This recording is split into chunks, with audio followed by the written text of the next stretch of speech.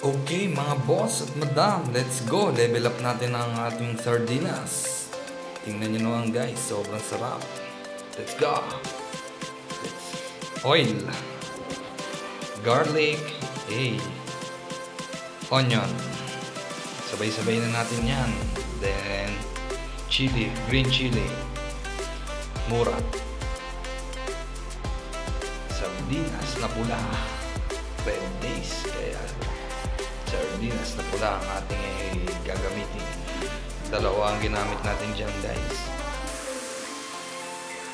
Sama na rin natin yung gata, pepper, then salt.